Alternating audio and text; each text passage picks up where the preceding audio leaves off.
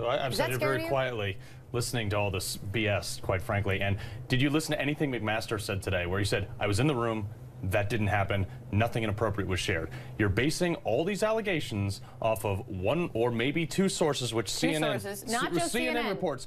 Two former officials knowledgeable of the situation confirmed to CNN the main points of the story. Two former officials. Tell you what, come out, name those people, then we'll have something to talk about. One, we protect sources. Two, it's not just CNN. It's Washington Post, New York Times, Wall Street Journal, CNN, ABC, yeah, but who NBC. are the sources? Carl. Who are the sources? Oh, because they're hiding behind this anonymity. Oh, and that's what we're seeing. Please, do not even start with me that you're just going to attack sources. Okay, so that is ridiculous. So are you saying McMaster is lying?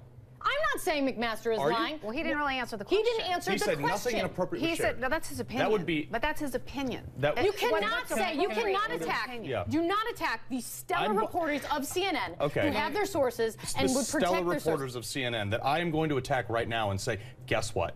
I don't believe them because they're staying anonymous. If they stand behind this story, come out, face the camera. Can I just say something? All they've been doing is facing the camera, Carl. The people who are in that room?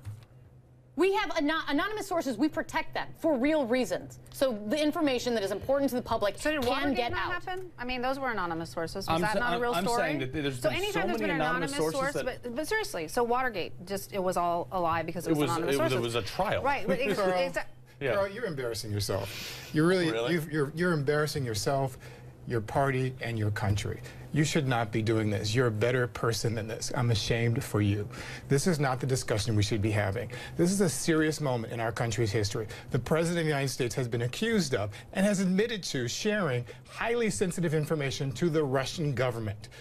To not only the Russian government, but to a known Russian spy, Let's deal with the facts. H.R. McMaster today confirmed when he was speaking to reporters that that Trump's aides, after the meeting, went to the NSA and the CIA to ask about classification of information that Donald Trump discussed. If there was no problem with what Donald Trump discussed, why was Tom Bossert going to speak to the NSA and the CIA afterward? Well, since you so nicely pointed out that I do understand classified material, after a lot of these briefings, there are a lot of calls over to NSA, to the DOD, to find out if anything was classified beyond what they talked about. So guess what? These calls happen almost every single time. H.R. McMaster says, I don't really know why. So these calls sometimes happen after a lot of these meetings. So guess what?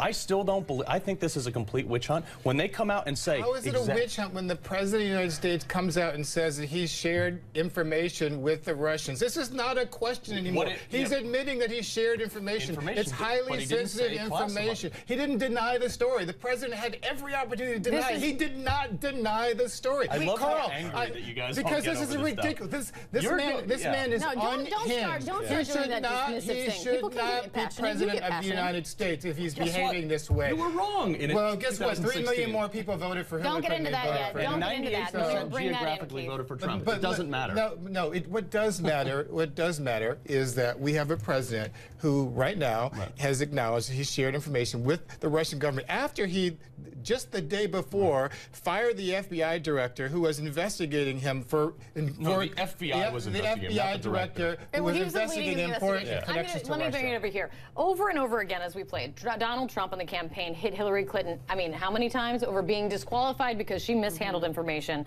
mishandled classified information. He handled either knowing it was classified or not, handed classified information to the Russians in this meeting last week.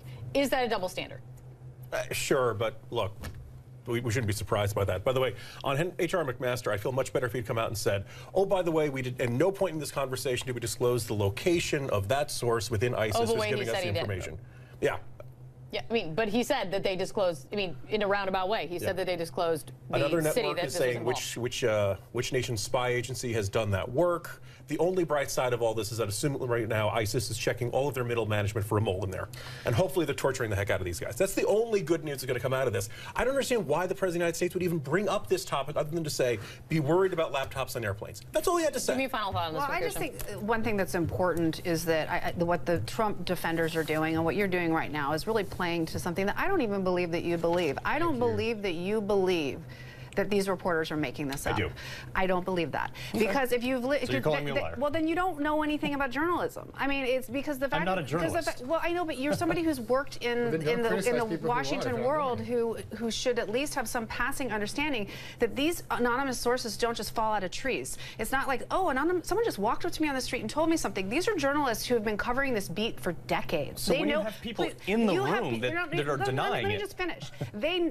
These people are people that are known. That you have your editors that have to check this multiple times. You have to have multiple sources. It's not...